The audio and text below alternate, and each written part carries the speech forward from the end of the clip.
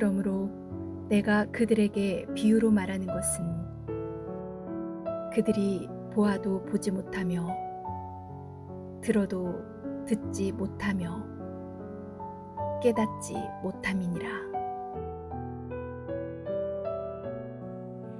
예수님은 비유로 말씀하시기를 좋아하셨습니다. 비유로 말씀하신 이유는 두 가지입니다.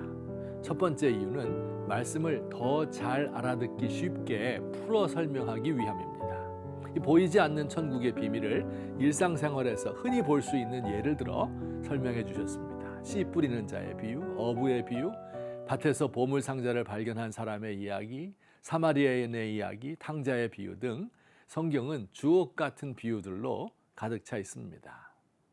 비유로 말씀하신 두 번째 이유는요, 놀랍게도 말씀을 못 알아듣게 하기 위함입니다.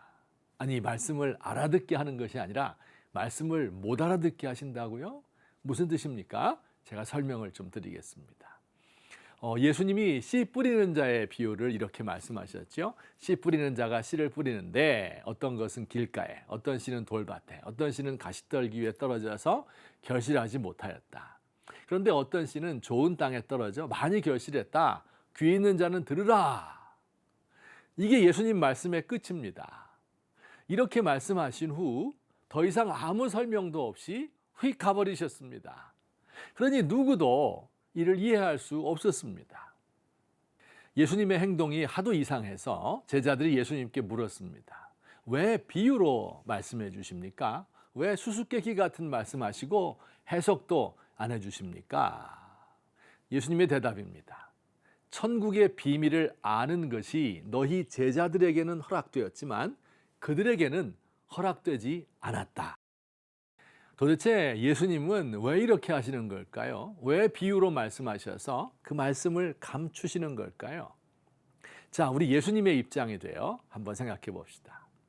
예수님은 이 땅에 오셔서 천국 복음을 전하시고 천국 백성의 삶에 대해서 산상수훈에서 이미 다 말씀해 주셨습니다. 그리고 귀신을 쫓아내고 병을 고침으로써 당신의 말씀이 진리라는 것을 보여주었습니다. 그러나 사람들의 반응은 어땠습니까?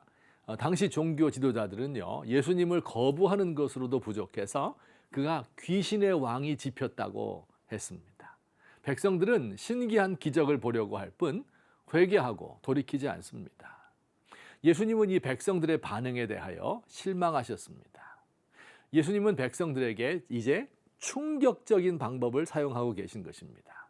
알아듣지 못할 비유의 말씀을 하시고는 아무 설명도 없이 사라져 버림으로써 의문을 자아내게 만드는 충격요법을 쓰고 계시는 겁니다. 이게 비유로 말씀하신 두 번째 이유입니다.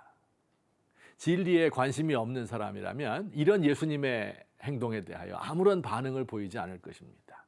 그러나 일부의 사람들은 예수님의 이런 충격적인 행동에 대하여 왜 예수님이 이렇게 하실까? 의문을 가지게 될 것입니다. 그리고는 관심을 보이면서 그 비유를 해석해 달라고 하겠지요. 예수님은 바로 이런 반응을 기대하신 것입니다.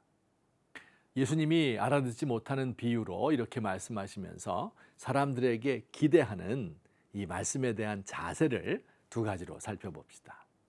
첫째는 겸손한 마음으로 하나님의 말씀을 사모하기를 원하셨습니다. 예수님은 당신의 뜻을 지혜롭고 슬기 있는 자들에게는 숨기시고 어린 아이들에게는 나타내셨다고 말씀합니다. 예수님의 제자들은 예수님의 이 알아듣기 어려운 비유의 말씀에 대해서 우리에게 비유를 설명해 주세요 라고 간곡하게 요청하였습니다. 둘째로 예수님이 원하시는 것은 말씀을 깨닫는 것입니다. 예수님은 좋은 땅에 심긴 씨앗에 대하여 설명하시면서 말씀을 듣고 깨닫는 자가 좋은 땅이라고 하셨죠. 여기 듣고 깨닫는다. 듣는다 하는 말은 그저 귀로 듣는 것이 아닙니다. 귀담아 듣고 순종하려 하는 것입니다. 엄마 말 잘 들어야지 라고 할 때 바로 그런 뜻이죠. 듣고 깨닫는다. 이 깨닫는다는 우리말 표현은 참 좋은 것 같아요. 영어로는 understand인데요. 이거보다 훨씬 더 좋습니다. 깨닫는 자의 깨라는 글자가 있죠. 아래서 깨다, 잠에서 깨다, 같은 글자를 씁니다. 우리 마음을 싸고 있는 두꺼운 막을 깨는 것입니다. 마치 잠에서 깨는 것처럼 흐리멍덩한 정신에서 정신을 똑바로 차리라는 것입니다. 깨닫는다 하는 것은 나의 깊숙한 곳까지 하나님의 말씀을 비추어서 나를 돌아보고 그 말씀에 따라 살아가겠다고 결심하는 것입니다.